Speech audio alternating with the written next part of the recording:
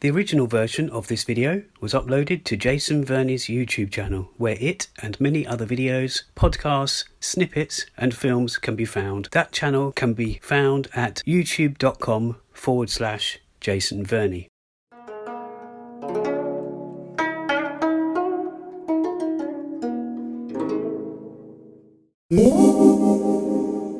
You know, when I went to buy the tickets, I was very much aware that I looked Asian. So we are born in South Korea. The culture of South Korea completes that biological development. And you become a Korean. Those were brief snippets from the conversation you're about to hear, which is part 2 of our interview with Korean adoptee Aline Giordano. Here are a couple more snippets to take us into the NoSoKoPo show and ultimately part 2 of this interview with Aline. Stay tuned. I was born in Korea. I was uprooted by the system, ended up being a French citizen and being brought up as a French person. I mean, adoption is a national wound in Korea. You know, Korea has many wounds.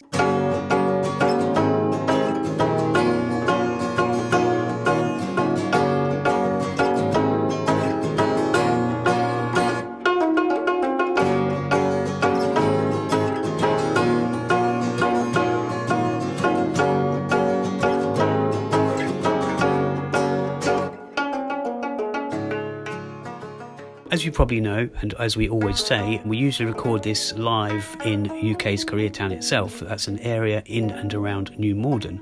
Yes, that's the largest Koreatown and Korean community in Europe. On this occasion though, a conversation takes place via a video call, myself being in Asia and our special guest in the UK.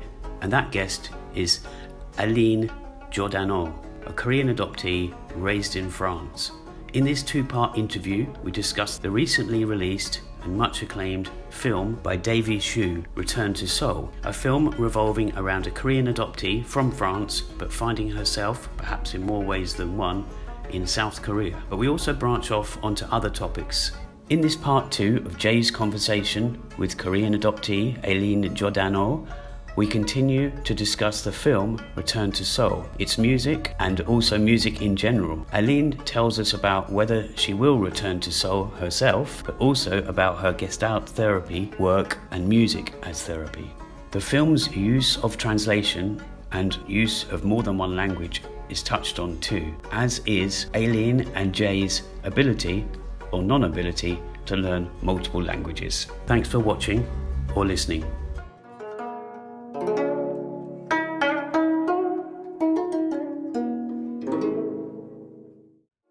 So was there a moment in the film where, was it when you ever thought, oh, this could have been better with a Cure song over it? No, there's nothing like that, because I know that that's probably quite prominent in your mind, more than being a French adoptee, a Korean adoptee in England. That's a great question, a really great question. And you know, actually, no, the score is absolutely superb. And yeah. that track called Freddy is works so well. You know, they've taken the bass line and the drum section or the rhythm of this great song by Bauhaus, this band, British band. Bauhaus, Bela Lugosi's Dead. It's an amazing track. You know, it's. Oh. To think that it was released in 1979, go and listen to it. It's like absolutely, they were well ahead of their time. Is it? Yeah. No, because I don't want to talk over you because I know the sound goes up and down when you do that. But I was going to say, is it a sample then, or is it just they've copied it? Sure. It's not a sample. I would say that they've created something new out of a piece of art that was already there, out of a song that was already there, and they really lifted took the essence of that song that works so well for the movie. And, you know, this is where, for me, I went into this world of dystopian world of darkness and gothic fiction and Blade Runner. And, you know, the middle part of the movie could actually be very much this typical lower city, upper city, which you see in dystopian movies or science fiction, you know, the sort of low life. And we go into the underbelly of Seoul in the middle part, when she wears that Blade Runner jacket, really. Leather jacket. And I think this is very symbolic that when she is wearing that jacket and she's speaking to this French guy about, you know, selling weapons, basically, I think this is a very clear sign from Tom Davies' shoe that, you know, pay attention again. And the music is always there for me to sort of pay attention to something important is happening here. So I'm absolutely sold with this track. Bela Lugos is Dead. You know, Bauhaus is I love that band. I love that track. So I'm happy with the Cure being used for other things. So actually, did he mention, because I say you might have seen a few more interviews than I have, did he say anywhere that there was a Blade Runner deliberate influence, or is it just what you've taken from it? Like the jacket seemed like it's a... It's what I've taken from it. Yes, absolutely. Yeah. I think it was, I'm not sure if it was... It's my process. It's my process of interpretation, which is my life story, my sort of the professional, the modality that I use in my coaching, which is, you know, the process of interpretation is therapeutic, is creative. You know, we imagine ourselves through the eyes of the other, then we become aware of how we see the world. So even, you know, me, by watching this movie about a Korean-born French adoptee, it's still for me a different story.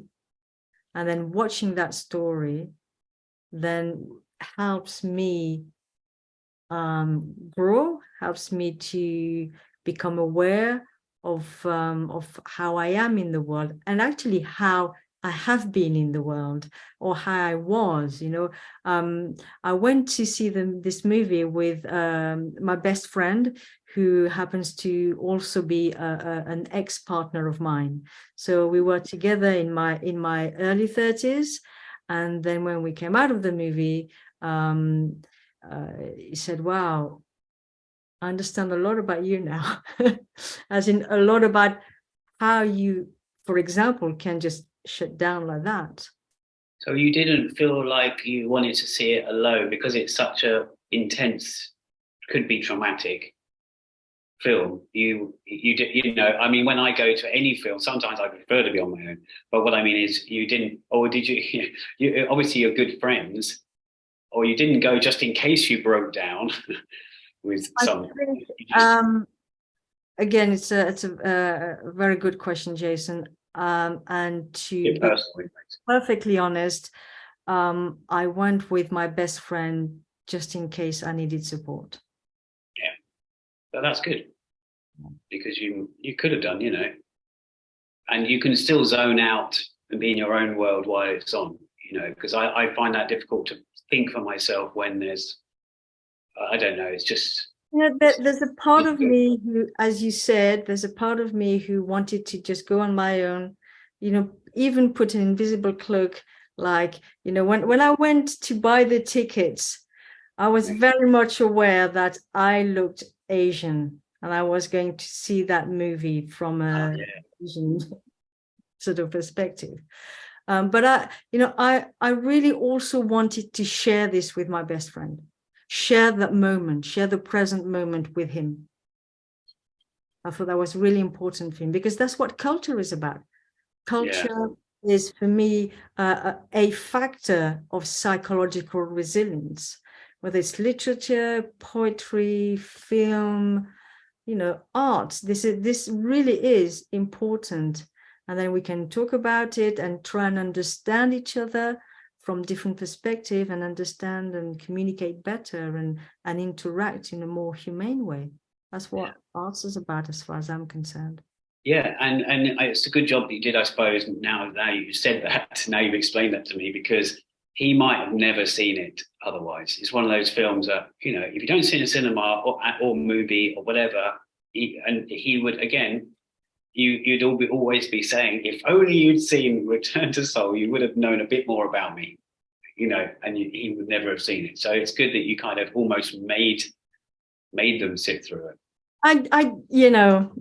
I didn't make him. I said, you know, look, you know, the only time I can go and see this movie is this time. Can you make it? He said, yes, I'd love to. You know, we're really close friends. We're really, really best close friends. So, and he understands, having lived with me. He's been on the receiving end of, you know, when we actually shut down. So, and he's curious. He loves movies, on top of things. So it was. Oh, that's good. Yeah. So but just completely not to do with the film as such, but was it one of the, because it's Picture House, was it one of the ones with the Q&A with him there? No. Or the director? Oh no, I wasn't sure, because there's different picture houses and I wasn't sure where you went to see it. No, it wasn't the special screening. I missed that one. I was not around. So it was just a normal screening, you know. Yeah. I mean, what else is there? I mean, there is so much to say about the film. Really, I mean, I'm not much more from your point of view, because, you know, you've got so much sort of in common with it. But so again, did you know, because you'd read so much about it, did you know that the actress, the artist actress, she hadn't acted before? Did you find that out afterwards? And did you know, was, because you know, sometimes that gives it away when you go to see the film and you're always looking in to see wow. But if you don't know, it's sometimes nice. I knew she was not an actress before going, and I was quite excited about that. And I knew that she had asked David Shu to make some major revisions to certain parts of the dialogues and the script, and I was really excited about that as well. There's a good interview. I can't remember which one it is. I've got it on my YouTube watch later or something, but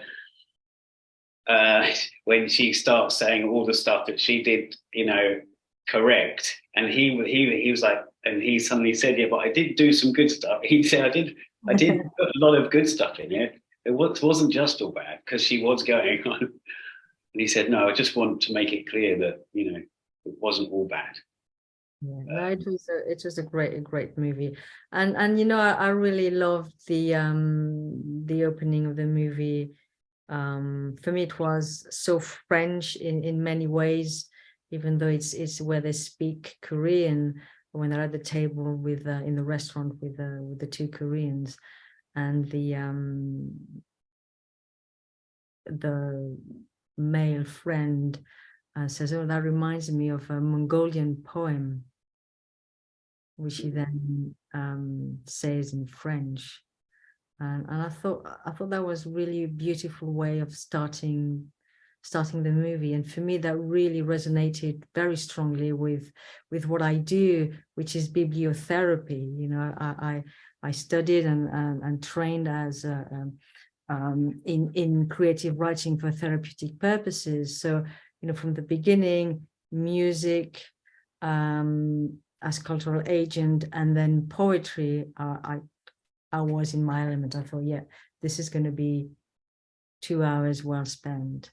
And then I went into and I found the poem online, and it's such a beautiful poem, really simple and beautiful poem. So does it, because it's a Mongolian French poem, was that deliberate? Or, I mean, do you think that's hit? I mean, because it's a, you know, Mongolia, you know, Asia and France, and is that what he said? You said it's a Mongolian French poem, or? No, a Mongolian poem, which Yes. For some reason, well, obviously, well, she recites in French because he wants to communicate with Freddie in French. But you know, it ends. You know, I've written it down here, and it says, you know, it goes, ceci, tout ceci est ma terre natale, mon adorable patrie, ma Mongolie. That is so beautiful and so moving. And the way that is being translated, and that I saw it translated, is absolutely gut-wrenchingly wrong. They go, this is my native land, Mongolia, the beautiful. So I thought, you know, but you know, it goes, this, all of this is my native land, my adorable nation, my Mongolia. Well, my French, yeah, as you know, a lot of people in England, we have to learn French, and my knowledge is, you know, minimal, but so I understood a few words, but I remember when I was, another thing we've had in common actually was well, I can talk about the mindfulness, the Ayurveda. I went to India, and so did you, to the same place. I went because of your recommendation, and I was with a load of, this is off topic, although it is Asia, and I don't know, British man going there. You know, there was a load of French people for 2 weeks. And of course, all these words and sentences kept coming back to me that I hadn't used for years. So it's amazing when you put in that and you start going, oh, you know, I don't know, femelle fenêtre, and I don't know, things. Yeah, another thing about the film, there was, because you talked about the club, was it?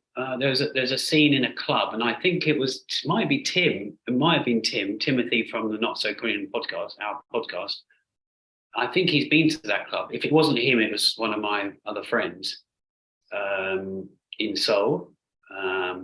So that was an interesting fact. I'm pretty sure it was him. I really want to review this film myself for my minimovie.com website. A bit plugged there, but I haven't had the energy. And it's a film, it's quite, you know, deep and it would take me a long time to cover all the points I want to cover, and have to rewatch it again. And although I will say again, Timothy has written it for Korean. I don't know if you know about this. I'm not trying to plug it as such, but it's the KBCE. It's the Korean British Cultural Exchange. We work with a friend. You've heard of them, yeah? Yes. And so he started doing a bit of writing for them.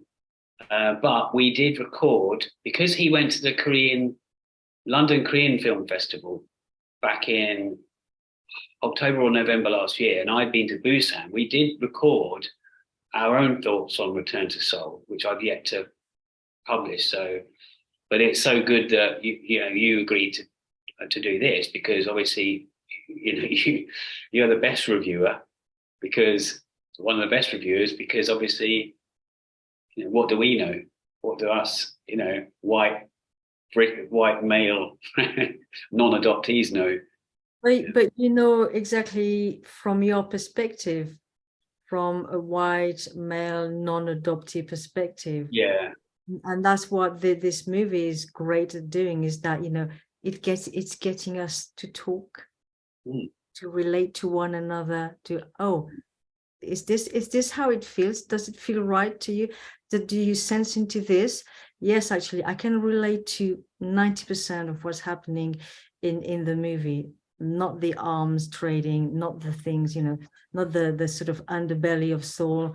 I didn't have that experience, and I'm probably too old to dare to have it now. But you know, it really feels that they got it right, and you know, it's a team effort. You know, Laure Badouf must have written some really good sort of 40-60 pages. That's what she sent to Davy Shu.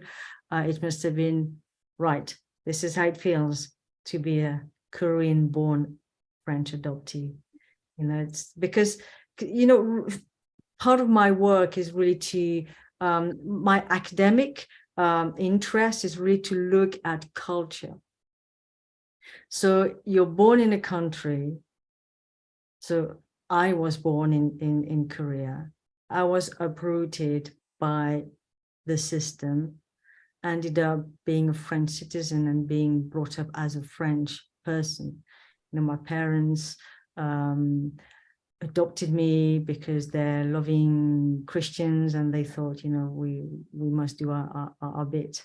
But you know, culture in there's this Gestalt theorist and clinical psychologist called Gordon Wheeler, who says that culture is the completion of our biological development. That's huge. You know, when I came across this, I thought, wow, that is huge. Culture is the completion of our biological development. Interesting, it's the completion. I know it should be integral, but yeah. Because our biological completion, our biological development is left incomplete, so that at birth, it's left incomplete at birth, so that we have the best, the best way to adapt in the environment that we grow up, the environmental condition. So we are born in South Korea, the culture of South Korea completes that biological development, and you become a Korean. You know, this is not nature culture or whatever, nature nurture. You know, it's culture is nature. So we are born in Korea, then we are uprooted. In my case, at 11 months. 11 months, I become French citizen. I grew up as a French person. And I take myself in my early 20s, I take myself to the UK, and I am a French citizen working in the UK for decades. Yeah. And then I go back to Seoul in 2012 with my adoptive mother. And that in itself is felt quite traumatic.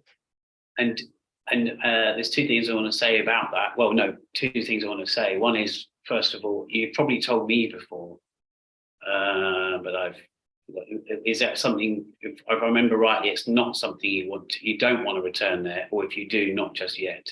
Is that what it is? Was it enough? It was too traumatic. It was traumatic, not too traumatic, but it was traumatic, yes, to be amongst your people and not being able to communicate, to not understand. It's really just carrying on that feeling of incomprehension. It's like forever you're living with that, you know, I don't understand what's going on here. You know, you're with your people. Yeah. You can't speak to them. You can't relate to them. You've lost that kinship. Yeah, so that's a no. You probably won't return there.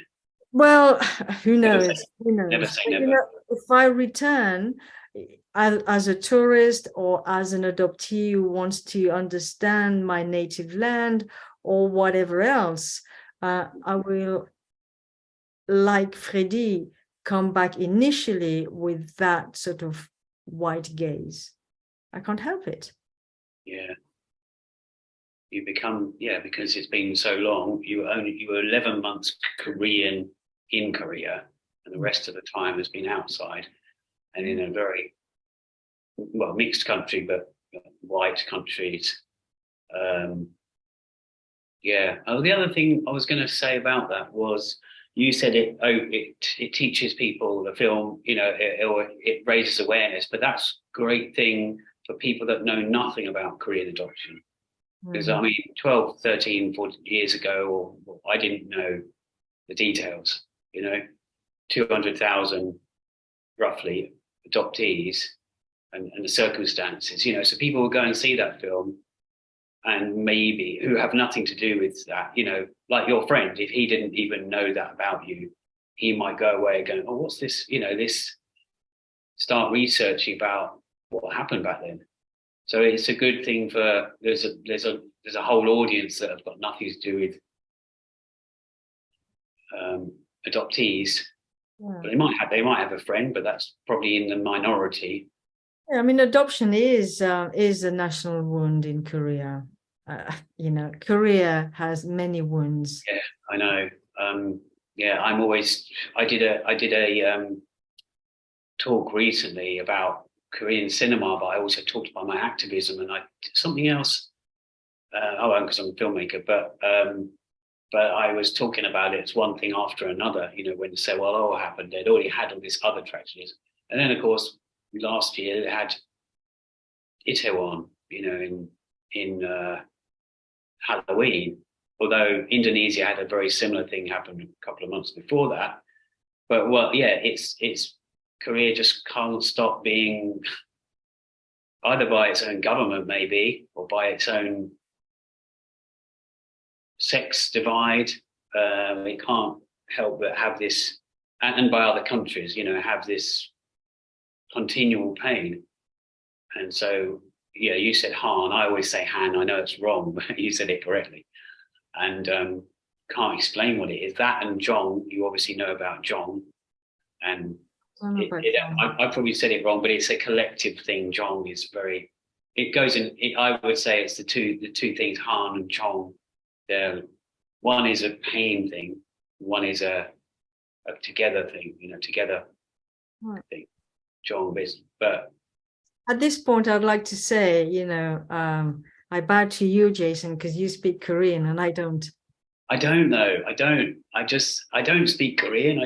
I know a few sentences and I can read. Korean. Oh yeah, but it's not really. I mean, I'm in Thailand now. I can speak a few words and I do it really well in the fact that, right, really well, but it's just the words, yeah? Or it's just saying it's hot, it's very hot. And they hear that, but because I'm a good, maybe impersonator, they suddenly go, oh, wow, good Thai. And I was like, yeah, but I don't know how to structure a sentence really. I've just said that. And it's the same in Korea. You know, I might say, where is the restaurant or where is the toilet or something, you know, I can say it perfectly, but it is also one of the easiest languages to read, as in the Hangul, as you probably know. You can probably read, like, there's 40 characters. I'm not saying I'm perfect at it. I forget some characters, but the alphabet is quite, I mean, you must have maybe tried written your own name in Hangul before. I have, yes, indeed. And maybe a bit more. So yes, I have tried. It's not happening for me. There's like a massive mental energetic blockage. I can't. I just can't. It's great, but it's amazing you can't, just because I can't. I'm from lazy Britain, you know, we don't speak many languages, but you're speaking now as if you could be a Brit. I don't know that you're French, Korean. You know, like, you know, you've got, what I mean is you've nailed, sometimes when people nail a language completely, which you have, you're fluent in both, that, you know, you've got to have the desire to. And I don't have the desire to learn Korean enough. And I'm, you know, so that's why I haven't learned it fluently. But what I'm saying is, you speak two languages. It wouldn't surprise me if you could learn a third. Because that's how it works, I think. Well, I used to speak Spanish and Russian, actually. Oh, okay. All right, yes. That's why I'm saying, you know, Korean just is not happening for me. Well, why was the Russian and, well, why were both of those languages part of your life? Because that's what I chose when I went to college and then university. I was doing I did a master's in languages. So yeah, English, French, Spanish, and Russian. Yeah, well, I'm still, you know, I want to, it's as you get older, as you know, I'm older, but I'm, you know, it's the dedication. I could do loads of things if I really put my mind to it, you know, and you're better at this. I know that you are, as in blanking stuff out, getting on with work. I've been away for, God, it's going on for 9.5 months, which was not the intention. It was only meant to be 5 months at max.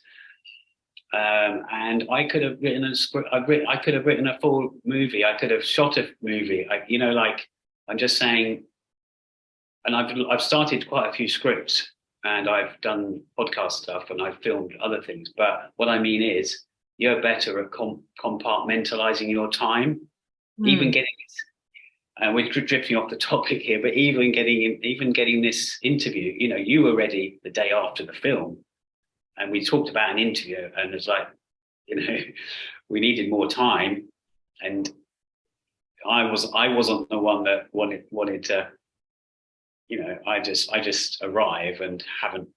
You put the work in. That's what I mean. And my pleasure. You know, it's just, but we want to talk about, you know, going back to the cure and stuff. I know that there's a project that we've talked about, and we really wish we recorded that call last time. Was I still in the UK then? Or was I in Korea? I think you were in the UK. I think you were in the UK. You were just going to go. Yes, there's loads of those things, but there's stuff. Maybe, and I don't like to say this too often because I hate saying maybe, unless someone needs to kick my bum into gear to do that project that we were talking about, or any project. If somebody is the, you know, instigator, and it gives me a deadline, you know, it's like this podcast. We've had a big break from the first series because I didn't have any deadline. If somebody gives me one, and I know you've got some really good ideas, I don't know how much you want to, if we talk about any of it here, but, you know, I know it touches on the cure, and it touches on other stuff. You know, have we said all we want to say about Return to Seoul? I mean, I know there's loads to say. Oh, I will say one thing I just remembered, was you talked about the soundtrack, and it's not available, at least it's not available on the platforms I've looked at, you know, iTunes, Apple Music and that, but it is on Spotify. Davey Shoes created a playlist. So I don't know, did you just remember all the tracks, or did you literally research online, someone had put them all together? Because you obviously can't remember them all coming out to cinema. Well, I have found the soundtrack on Apple Music. Oh, it is on there, is it? As I looked, or maybe it's in England, and no, because I've got Return to Seoul. Yeah. Is it in the English title, Return to Seoul? Yes, it is. Really? Because I could find it on Spotify, and that was just Davey Shoe has created a playlist. Because believe me, I looked for the album on Spotify because I was going to buy it. I'm just. And again, while you're looking, we'll just talk about that track where she is dancing to it, and as Mark Kermode said, you know, the track is titled, or the lyrics are, what is it? I don't belong, or I don't know who I am, or it's called Anybody. Yes, I could be anybody, and that's such a great track, because I know it was composed for the film, wasn't it? Yes, by Jérémy Arcache and Christophe Musset. Retour à Seoul, original motion picture soundtrack. So actually, yeah, apologies. It's Retour à Seoul. Oh, it is. So it's right. Okay, well, I'll look at that. I might buy it. Yeah. I mean, I know I do a lot of stuff with it streaming, but sometimes something's better to buy, you know. Yes, no, it's a great. So obviously, there's that Freddie track, which is very much inspired by Bela Lugosi's Dead by Bauhaus, and then there's this wonderful little track, Anybody. And again, you know, I know I'm going to have to sort of analyze myself there, but there is a little fixation with Blade Runner. You know, it reminds me of that Vangelis kind of techno futuristic sort of sound. You know, when they are in the club and they dance, there is German techno there, according to Davey Shoe. I'm not a techno expert, so I wouldn't know if it's German or not, but that's what he says. And then she goes to see the DJ, and they change the track, and then they play that track, which is called Anybody, and then she goes into that dancing to the track. And again, my best friend said it so reminded him of me. I can just, you know, you play a song, especially a Cure song, and I'm completely off. Nothing else matters, and my body will just tune in and respond to the music. There is, if you'd like to find it, and I'm not going to say much about it, but there is a video clip of me on YouTube dancing in the Royal Albert Hall with what's his name from James, the band James. The lead singer? Yes, Booth. Okay, what was he? Was he in the? So he was in the crowd. Yeah, he did his thing. He just went into the crowd, Royal Albert Hall, and then I just went absolutely mental, and I just danced like I usually used to dance in those days. And it's recorded, and apparently it's on YouTube somewhere. But Oh, have you found it? Have you looked it up? oh yeah, yes. So you said apparently it's on YouTube somewhere. So I was thinking It is on YouTube. I'm saying okay. apparently because maybe it's disappeared, but I certainly watched it at the time, and it was definitely there. And there are two versions indeed. So yeah. Well, Team Booth, that's the name. Team oh Booth. yes.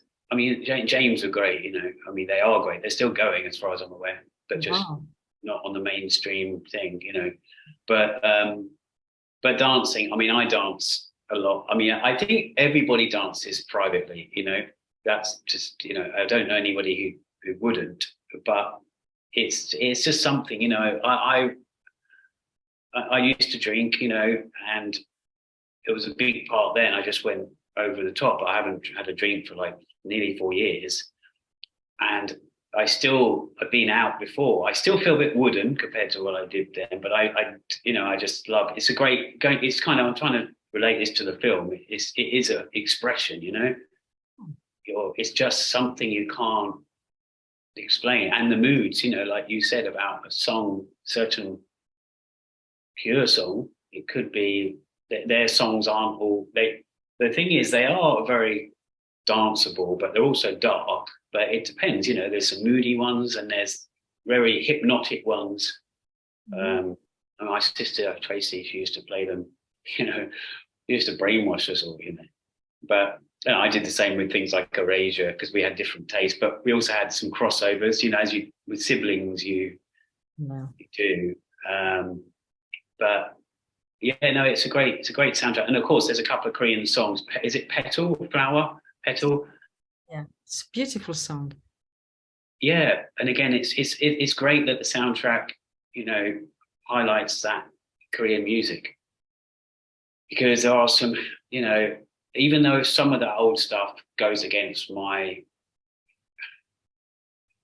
you know, artistic appreciation. You know, I like music that's written by the artist, and a lot of the music back then wasn't, you know, some of it wasn't original. Like there wasn't in the UK, you had loads of artists that, you know, just, but you've got to admire the old. It's a bit like old Cambodian music, to be honest. And I think actually David Chu said something about that. But it's like if I hear an old bit of Thai music or Korean music or Cambodian, sometimes there's quite a few similarities, you know. If you go back 50 years or something, there's a lot of, you know, similar Asian vibes, maybe, the right word, or voices. Yeah, yeah. I love all that. It's just so foreign to, you know, being British, which is, you know, I'm a lot of, you know, I'm a big advocate for Korean indie music, as you might know, and also now lately Thai indie music, but yeah, not the dreaded other K manufactured stuff. Dare I say? Not that they don't do some good stuff for perhaps Korea, but it depends which way you look at it. Yeah. So I don't know if you want to. I mean, you know, if you want to speak about anything else. I mean, if we put Return to Seoul to one side, unless one of us has a question about it, a point about it, and if you want to talk about other stuff that we can or we don't need to include, or we can just I think save it for another time. Yes, my relationship with the Cure, what I've done with the songs for therapeutic purposes. Yes. My book that I'm writing, inspired by my journal when I was in therapy, and how important their music has been throughout my life. I think we can keep that for another time, really. Yeah, well, I want to do something with you with that video wise. Sure, yeah. But unless you hold me to it, time will just go on. And it's terrible. I might be even coming back to the UK in a month's time, but I'm not sure about that. But what was I going to say? You know, it's things like that with, you know, being artistic or I don't know, I love, you know, I trouble is I'm in a place where I get distracted easily, but I did in the UK. I'd be in New Malden, Koreatown. You know, I do miss with Tim a lot and with a lot of other Korean people, but not just Koreans, a lot of neighbors. And but it's funny when you said about queuing for a ticket earlier for this film, because then I remembered that we've had experiences with ticket purchasing because of that South Bank experience, which was for Meltdown, wasn't it? Meltdown? Yeah, seeing the queue at Meltdown. Yeah. I didn't know a lot of the tracks that evening. Really? Yeah, fair enough. Not as many as Tracy would have known, you know, because it's hardcore. It's, you know, I liked it. I loved it, but it was just it was an amazing experience, I have to say. Yeah. So where are you residing now? You are in the same place that you were when we spoke last time, because our background's the same. Yeah. Well, okay. Well, we can save that for another time. But when I do come back to the UK, we should get together, if only for a catch up and a coffee. Absolutely. I know I'm going to use my time. Well, I say this now, but wisely. You know, I don't want to be in the UK for long. I want to meet friends and obviously family and do stuff and then get back to. Oh, that's what I was going to say. One last thing was, you know, if we do collaborate on one of those things with your journals and cure stuff, it might take you to Korea again. It might. You could go under, you know, if you go there from an artistic way, as in, you know, you're not going there to feel, because you said that earlier. You said depends what way you go back there next time. You said if you go back there, I don't know what you said, but as an adoptee or as a tourist, you said. So it depends what head you have on when you go there. You know, if you go back as a tourist and forget that you are the same, but that's going to be difficult. Yeah, that would be weird. I think you go back as all of that, all the different parts will be there competing for attention. Yeah, that's good. Okay, well, that's a good point to leave this on. Well, it's been really nice talking to you. A really good subject matter. I'm glad you saw it for a start. And yeah, you know, what you've said is really valuable for everyone. Yeah, I mean, it'd be interesting to see what he does next, David Shu, with maybe, I don't know. But yeah, I'm just hoping it gets a lot of recognition. It has got a lot, like you said, about Cannes, but maybe it's the entry for the Oscars. I mean, not that the Oscars are everything, but it just helps with prominence. You know, people seek things out, and it's a good time for it because Korea is the hot topic for the last few years. You know, it's kind of, I know it's Adoptee, but what I mean, it's got Return to Seoul. It should bring a lot of people to it. Okay, well, I'll leave you to it. It's late here. It's 10:44 p.m. I'll be deciding whether I book my flight back or not. Which reminds me, I haven't called my mum today. But yeah, it's been great, and all the best. Yes, thank you. Thank you for having me, and it's been a wonderful chat. Yeah. Look forward to catching up with you in person. Yeah, or we'll do another, and maybe before that we'll do another chat about the other stuff. Yeah, that'd be great. All right then. Okay then. All right, see you soon. See you again. Au revoir. Au revoir. Bye.